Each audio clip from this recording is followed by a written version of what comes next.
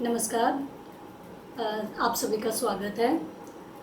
आज हम आपका बंटी की श्रृंखला में तीसरे भाग पर बात करेंगे। अब तक के हमने जिन दो भागों पर चर्चा की थी उनमें हमने ये पाया था कि वो दोनों ही भाग जो हैं बंटी के दृष्टिकोण से लिखे गए थे कि बंटी अपने माता पिता के संबंधों की स्थिति को देखते हुए क्या सोचता है, समझता है। इस सब के इर्द गिर्द जो है वो दोनों के दोनों भाग चले थे।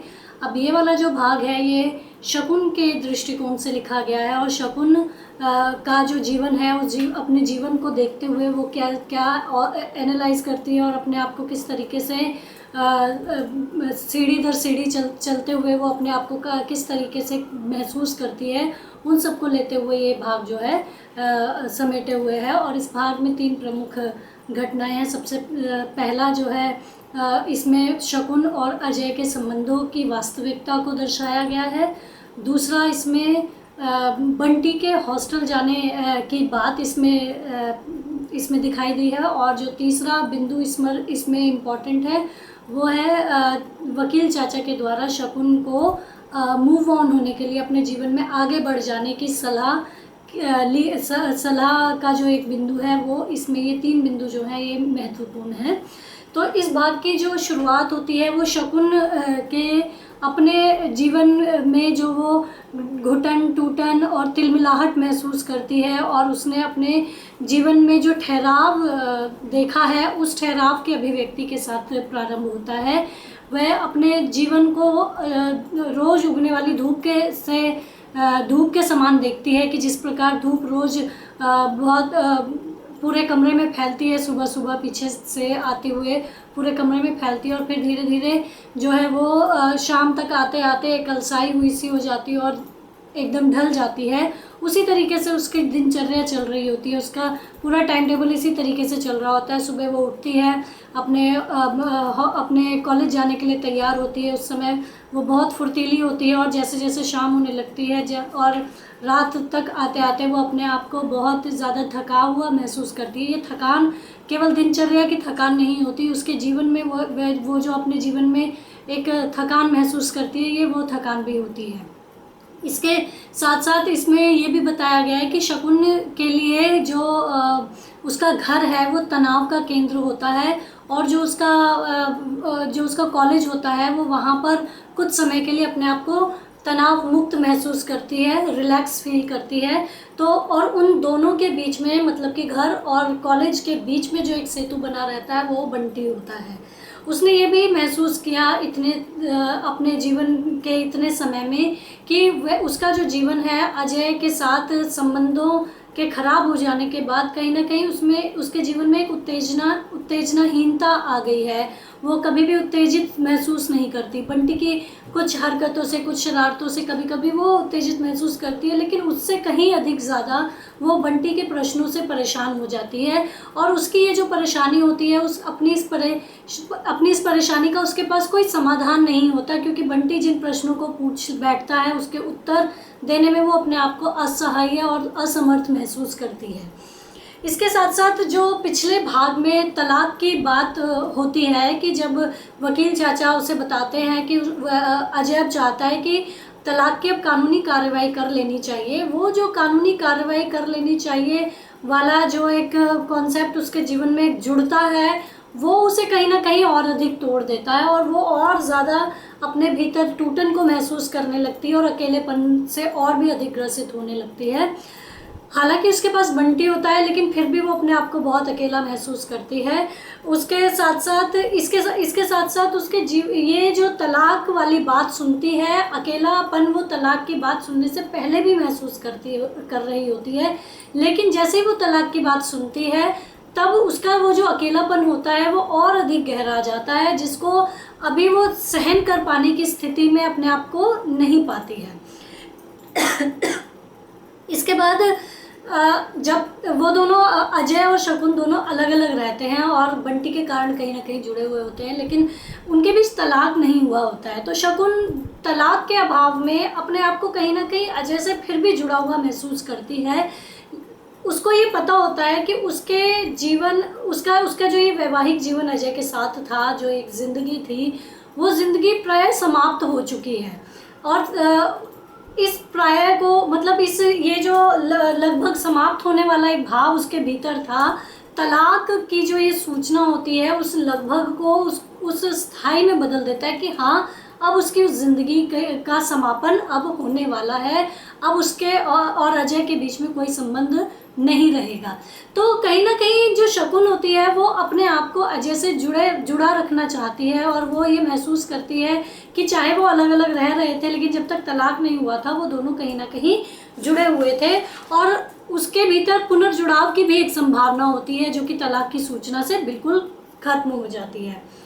इसके बाद जो वकील उनके घर आते हैं, तो आपने पिछले अध्याय में भी आपने ये देखा था कि जब वकील चाचा आते हैं तो बंटी बहुत कुछ महसूस करता है कि अब माँ को कहीं बदल ना जाए और पापा के द्वारा दिए गए खिलौने उसे मिलेंगे और वगैरह वगैरह बहुत सारी चीज़ें।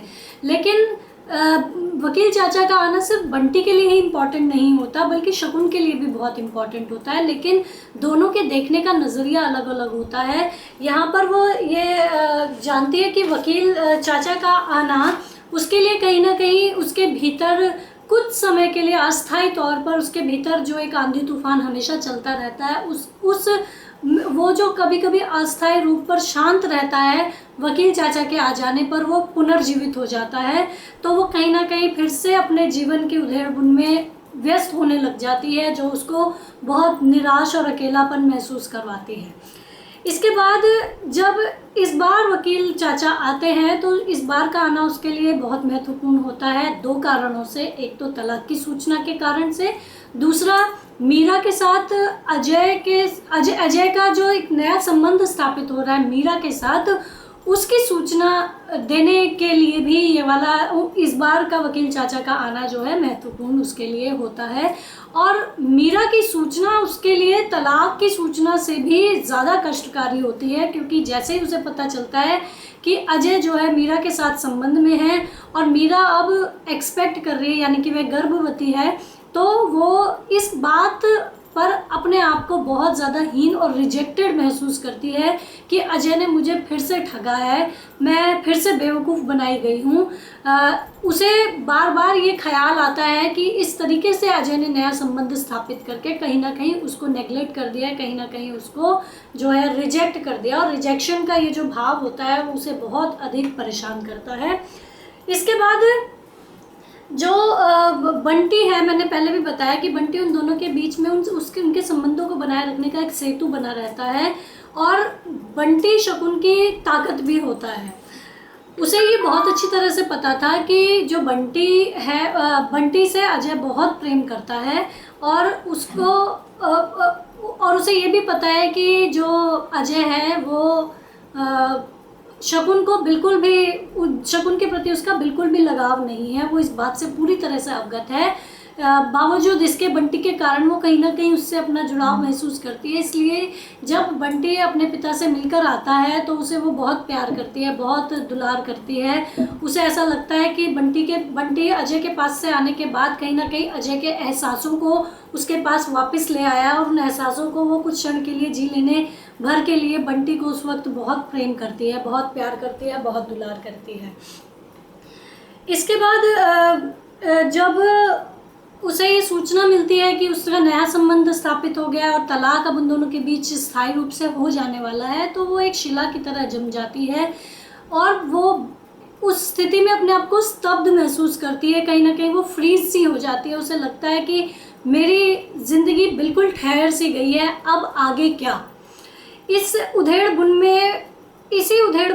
में फंसे रहने के बाद वह अपने जो वैवाहिक जीवन के 10 वर्ष होते हैं उनको फिर से याद करने की कोशिश करती है, उनको रीएनालाइज करती है, और ये पाती है, इस निष्कर्ष पर वो आती है कि उन दोनों के बीच में कभी भी प्यार नहीं था।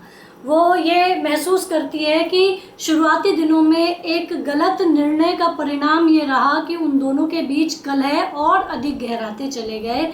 उन दोनों के बीच में अहम भावना बहुत प्रमुख थी, और दोनों का ही ध्येय ये रहता था कि दोनों एक दूसरे के अहम को किस प्रकार पराजित कर सकते हैं, कैसे अपने अहम को दूसरे के अहम से ऊंचा रख सकते हैं। दोनों की रातें प्रेमपूर्ण प्रसंगों में नहीं बीतती हैं, उन दोनों की बातें इस उधेड़-बुन में बीतती हैं कि किस प्रकार दूसरे को दुख, पीड़ा और किस तरीके से उनको कष्ट दिया जा सकता है।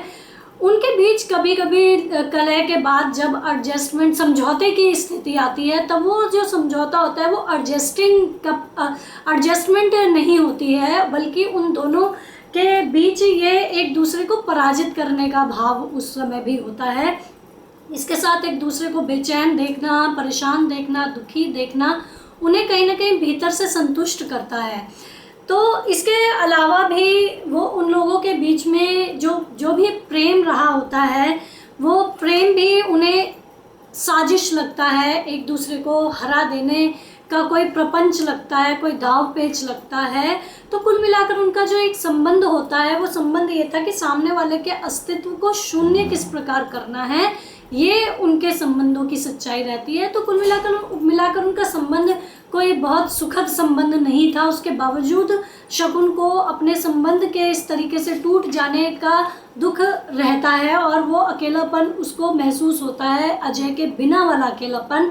वैसे देखा जाए तो बंटी उसके साथ होता है, वो एक अच्छे पद पर काम कर रही होती है। अकेलापन उस तरीके से अकेलापन नहीं था कि उसके पास आसपास इर्द गिर्द लोग नहीं हैं, लेकिन सिर्फ लोगों का होना आपके अकेलेपन को नहीं भर सकता। उसके लिए अकेलापन जो था वो लगाव, जुड़ाव था, जो कि संबंधों से मिलता है। और उसका जो संबंध, जो एक प्रेमपूर्ण संबंध होता है और किसी भी स्त्री के लिए एक महत्वपूर्ण संबंध होता है, उस संबंध से इस प्रकार उसका रिजेक्ट हो जाना, अजय का दूसरी स्त्री से संबंध बना लेना, उसे बहुत अधिक आहत करता है। इन सब का परिणाम क्या होता है कि दोनों के बीच इतनी दूरियां बढ़ जाती हैं कि बंटी भी उस दूरी को फिर पाट नहीं पाता है। और शकुन मतलब इस परिस्थिति में फंसी हुई होती है कि साथ रहना भी उसे एक बहुत बड़ी यंत्रणा लगती है, टॉर्चर लगता है, और अलग हो जाना भी उसे एक टॉर्चर लगता है। तो दोनों ही स्थितियों में वो अपने आप को उलझा हुआ महसूस करती है। उन दोनों के बीच में दोनों अलग रह रहे हैं, शकुन अलग रह रही है बंटी के साथ, और मीरा के साथ अजय अलग रह रहा है कलकत्ता में। दोनों अलग रह रहे हैं, बावजूद इसके उन दोनों के बीच शीत युद्ध हमेशा से ही चलता रहा था। वकील चाचा जो रहते थे, वकील चाचा का बार बार आना, बीच बीच में उनसे मिलना जुलना, जो इनके बीच में जो ये शीत युद्ध रहता है, इस शीत युद्ध में दोबारा से इस संबंध को बन जाएगा या स्थापित हो सकता है कि जो ये संभावनाएं बार बार उमड़ती घुमड़ती रहती हैं, वकील चाचा कभी इन्हें बना देते हैं, कभी उनकी उपस्थिति इन संभावनाओं को समाप्त कर देती है। उन दोनों का अलग रहना भी कहीं ना कहीं उसका आधार ये नहीं था कि दोनों अलग रहेंगे तो खुश रहेंगे, बल्कि इसमें भी उनके बीच में एक ये भाव रहता है कि हो सकता है दूर रहकर एक दूसरे की कीमत पता चले, तो सामने वाला आकर संबंध को दोबारा से बनाने की कोशिश करे, तो सामने वाले से संबंध बनाने की एक्सपेक्टेशन की वजह से इन दोनों का संबंध दोबारा से कभी जुड़ नहीं पाता। इसके बाद ये जो स्थिति होती है, इस स्थिति में शकुन जो है, जहाँ संबंध टूटने लगता है और दोनों अलग अलग रहने लगते हैं, तलाक तक स्थिति आ जाती है, बंटी भी इस स्थिति को जान लेना चाहता है। इन सब के बीच शकुन जो है कहीं ना कहीं उस स्थिति में ठहर जाती है, रुक जाती है, वहीं जो है फ्रीज हो जाती है। लेकिन अजय के साथ ऐसी स्थिति नहीं होती। अजय जो है वो मूव ऑन कर जाता है, वो मीरा के साथ अपना एक नया संबंध स्थापित करता है, जिसके परिणाम स्वरूप मीरा जो है क्या कहते हैं, गर्भवती भी हो जाती है। तो उसे अपने भविष्य की बहुत सारी संभावनाएं जो है मीरा में नज़र आने लगती हैं, लेकिन शकुन के साथ ऐसा नहीं होता। तो वहाँ उसे अकेलापन इसलिए भी और अधिक लगने लगता है कि अब तो उसके पास वो एक शीत युद्ध वाली भी स्थिति नहीं रहेगी अगर तलाक जो है समाप्त हो जाएगा। शकुन का मतलब ये था कि शकुन के लिए हमेशा अजय उसका लक्ष्य रहा है कि अजय को परास्त करना है। यही कारण था कि 7 वर्षों के अंदर ही उसने विभागाध्यक्ष से प्रिंसिपल तक का पद की जो यात्रा थी वो पूरी कर ली थी, अपने आप को प्रगति की ओर अग्रसर कर लिया था। पर प्रगति की ओर अग्रसर होना उसका लक्ष्य नहीं था। उसका लक्ष्य था अजय को पराजित करना, अजय को ये दिखा देना कि मैं तुमसे ऊंची हूँ।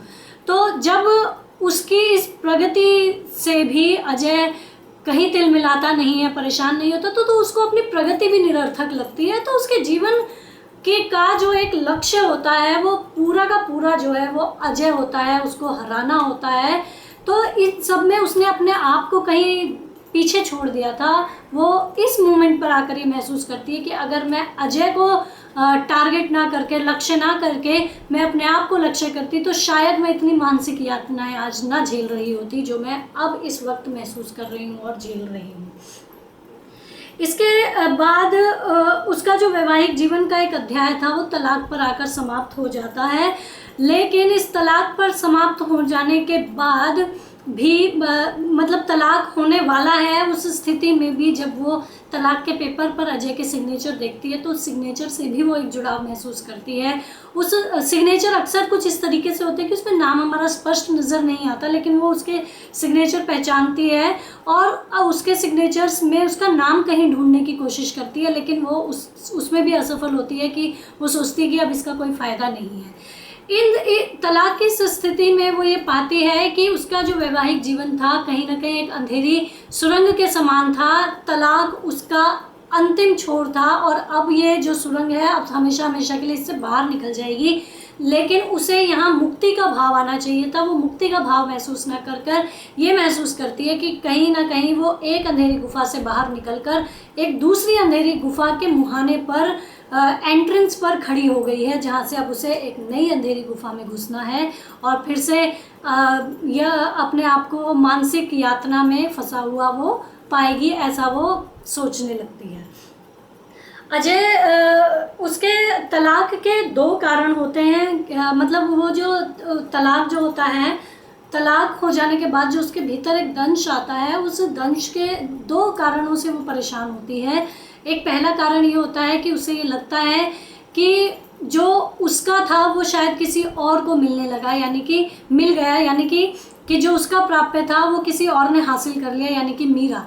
तो उसका एक अजय का नया संबंध स्थापित करना उसे तलाक से ज़्यादा परेशान करता है। और दूसरा कारण ये होता है कि उसे ये लगता है कि वो अजय को परास्त नहीं कर पाई। कहीं ना कहीं उसे ये महसूस होता है कि अगर ये मतलब नया संबंध मेरा स्थापित पहले हो जाता तो शायद वो अपने आप को इस स्थिति में भी संतुष्ट महसूस करती। इसमें वकील चाचा की भूमिका भी बहुत महत्वपूर्ण होती है। कहीं ना कहीं वो इस गिल्ट में भी रहते हैं कि इस संबंध को टूटने की प्रक्रिया में मैं एक अहम हिस्से के रूप में सामने आया हूँ, तो वो थोड़ा सा इस बात को लेकर परेशान होते हैं।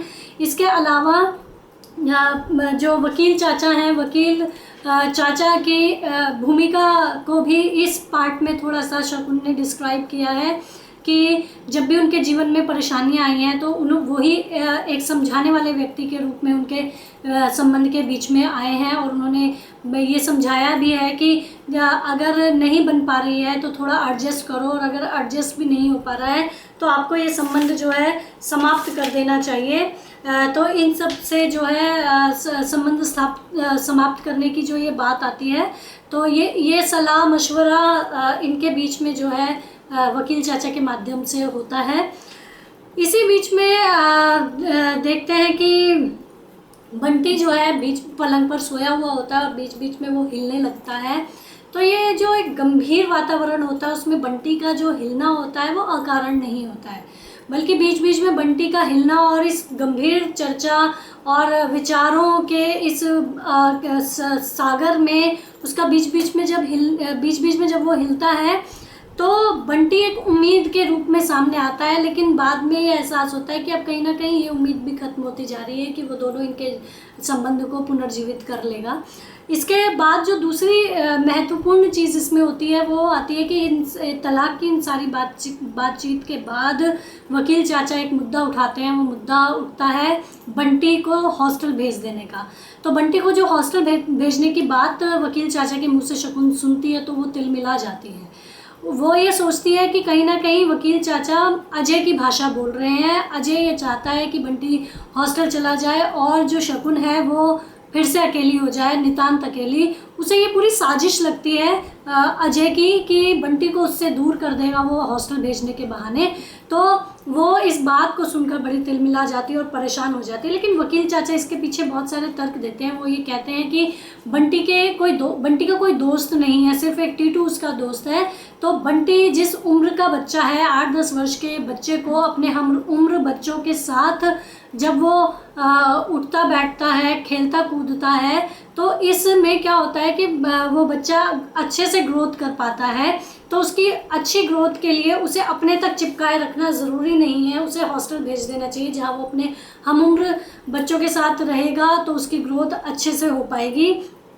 लेकिन शकुन के लिए बंटी जो है उसके अकेलेपन का साथी होता है, वो उसे अपने से बिल्कुल अकेला नहीं करना चाहती है। बंटी जो है उसके अधिकार की सीमा भी होता है और इस सीमा के अंदर वो किसी का प्रवेश नहीं चाहती है। इसके साथ साथ जो क्या कहते हैं चाचा होते हैं, वो बंटी में शकुन के भविष्य की संभावनाओं को भी उस समय डिस्कस करते हैं। वो कहते हैं कि जब बंटी की अपनी पर्सनल लाइफ होगी, 9-10 साल बाद जब उसका अपना एक पर्सनल जोन होगा, तब तुम्हारा क्या होगा। तब या तो तुम उसके स्वतंत्र अस्तित्व पर अपने आप को थोप दोगी या फिर अपने आप को उस स्थिति में अपने आप को उपेक्षित महसूस करोगी, अपमानित महसूस करोगी। तो ये दोनों ही स्थितियां सही नहीं हैं। तो बेहतर है कि उसको हॉस्टल भेज देना चाहिए। लेकिन शकुन अंदर ही वकील चाचा को कोई जवाब नहीं देती है और अंदर ही अंदर ये वार्तालाप उसके भीतर चलता रहता है कि क्या मैं इन सब बातों को कभी सोचती नहीं हूँ। मैं बिल्कुल इन सब बातों को सोचती हूँ और इन सब बातों पर मैंने कई बार सोचा है। मैं फिर भी बंटी को अपने से अलग नहीं होने दूंगी। इसके बाद जो एक इम्पॉर्टेंट पार्ट आता है वो पार्ट होता है, इसके साथ मैं एक चीज़ और यहाँ पर जोड़ देना चाहती हूँ कि उसके लिए बंटी उसका बेटा सिर्फ नहीं होता है, बंटी उसका अधिकार भी सिर्फ नहीं होता है। बंटी उसके लिए क्या कहेंगे, अजय को टॉर्चर करने का एक हथियार भी होता है। आप अगर ये वाला क्या बोले, हाँ, ये पेज नंबर 34 पर है आपका बंटी का ये संस्करण जो मेरे पास है, राधा कृष्ण प्रकाशन से है और ये 2019 का 29वां संस्करण है। अगर आपके पास ये वाला है तो 34वें पेज पर लिखा हुआ है कि बंटी केवल उसका बेटा नहीं है, हथियार भी है जिससे वह अजय को टॉर्चर कर सकेगी और करेगी। तो क्या मतलब है कि जब अजय बंटी से मिलना चाहेगा, जब उसका बंटी के प्रति प्यार उमड़ेगा और बंटी से वो मिलना चाहेगा, तब वो उसे मिलने नहीं देगी। तो इस तरीके से जब अजय दुखी होगा, परेशान होगा, तो उसमें कहीं ना कहीं वो संतोष का अनुभव करेगी। तो बंटी उसके लिए एक हथियार के रूप में भी वहाँ होता है। इसके साथ साथ जो एक इम्पॉर्टेंट बात इसमें आती है, बिंदु आता है, वो होता है कि वकील चाचा इन सब के बाद शकुन को ये सलाह देते हैं कि तुम्हें भी अजय की तरह आगे मूव ऑन हो जाना चाहिए। जब अजय आगे बढ़ सकता है तो तुम क्यों नहीं बढ़ सकती, ये सलाह वो देते हैं शकुन को। इसके बाद चाचा उसे समझाने की कोशिश करते हैं कि शकुन, तुम शकुन की तरह जियो, बंटी की माँ की तरह मत जियो। तुम्हारी अपनी पर्सनल लाइफ बहुत इम्पॉर्टेंट है, तुम्हारा अपना चुनाव बहुत इम्पॉर्टेंट है। तुम बंटी के इर्द गिर्द ही मत जियो, तुम आगे बढ़ने की कोशिश करो। और इसी वार्तालाप में कहीं ना कहीं शकुन के दिमाग में डॉक्टर जोशी आ जाते हैं। डॉक्टर जोशी जो कि बंटी के बीमार होने पर पिछली सर्दियों में जब मतलब इस उपन्यास में ये बताया गया है कि जब सर्दियों में बंटी बीमार होता है तो डॉक्टर जोशी उसका इलाज करते हैं और उसके इलाज के दौरान ही दोनों के बीच में एक भावनात्मक संबंध स्थापित होता है। लेकिन क्या कहते हैं, शकुन जो है उसे वही रोक देती है। लेकिन डॉक्टर जोशी की तरफ से उसमें संबंध में कुछ संभावनाएं फिर भी रहती हैं। वो अपने पत्नी की मृत्यु की सूचना भी उसे देते हैं और कहीं ना कहीं वो चाहते हैं कि शकुन के साथ संबंध उनका बने। लेकिन शकुन जो है इस पर वहीं रोक लगा देती है, तो आगे बढ़ने नहीं देती। लेकिन इसलिए जब ये बात उठती है कि उसे आगे बढ़ जाना चाहिए, तो वहाँ ये होता है कि डॉक्टर जोशी उसके जहन में आते हैं और उसे ऐसा लगता है कि कहीं वकील चाचा को डॉक्टर जोशी के बारे में तो नहीं पता चल गया है। लेकिन फिर वो इस बात से संतुष्ट हो जाते हैं कि ये बात उसके सिवा कोई और नहीं जानता है। इसके बाद जो वकील चाचा होते हैं वो बच्चे की परवरिश पर भारतीय शैली जो होती है उस पर भी प्रश्न चिन्ह लगाते हैं। वो कहते हैं कि जिस तरीके से तुम बंटी को पाल रही हो, तमाम भारतीय लोग अपने बच्चे को उसी तरीके से पालते हैं, उन्हें अपने संरक्षण में रखते हैं। लेकिन भारतीय ये नहीं समझते कि जब वो जो बच्चे की परवरिश जिस ढंग से कर रहे हैं वो उसका परवरिश का सही ढंग नहीं है, बल्कि वो बच्चे के तमाम जीवन पर अपने आप को हमेशा उसके ऊपर थोपे रखते हैं। और तुम भी यही कर रही हो, तो तुम्हें भी स्वयं भी स्वतंत्र होना चाहिए और बंटी को भी स्वतंत्र रूप से जीने देना चाहिए। इसके साथ साथ इसके बाद जब उसके जहन में जब वो बंटी से जुड़े रहना चाहती है और वकील चाचा अन्य संबंध स्थापित करने के लिए या आगे बढ़ जाने के लिए उसे कहते हैं, तब उसके जहन में जब डॉक्टर जोशी आते हैं, तब डॉक्टर जोशी को ध्यान करते हुए उसके दिमाग में एक ट्रायंगल बनता है जिसमें एक छोर पर मीरा होती है, एक छोर पर डॉक्टर जोशी होते हैं, एक छोर पर अजय होता है। वो डॉक्टर जोशी की तुलना अजय से करती है कि कहीं अजय से बेहतर है या नहीं, मीरा से बेहतर है या नहीं। तो उसके लिए एक नया जीवन साथी चुनना अपने जीवन में परिपूर्णता लाना नहीं था, बल्कि उसके लिए यहाँ भी अजय को पराजित करना उसका लक्ष्य होता है कि भाई उसको वो किस तरीके से पराजित करे कि उसे उससे बेहतर जीवन साथी मिले। उसको बेहतर जीवन साथी की जो ये उसकी चाह थी वो उसके पीछे भी इसका लक्ष्य अजय ही होता है। तो अजय को जो है डॉक्टर जोशी से अजय की तुलना करके, मीरा से उसकी तुलना करके वो कहीं ना कहीं अपने भीतर इस चीज़ को इस क्या कहते हैं विचारों के सागर में डूबती चली जाती है कि डॉक्टर जोशी उससे बेहतर सिद्ध होंगे या नहीं, या वो दिखा पाएगी अजय को कि मैं भी संबंधों में आगे बढ़ चुकी हूँ और तुमसे बेहतर संबंध में आगे बढ़ी हूँ। तो यहाँ भी उसके भीतर जो है अजय को परास्त करने का भाव रहता है। इस भाग में यही सारी बातें जो हैं मनु भंडारी ने बताई है। ये भाग जो है शकुन की दृष्टि से लिखा गया है। उम्मीद करती हूँ कि आपको ये अच्छे से समझ में आया होगा। बहुत बहुत धन्यवाद।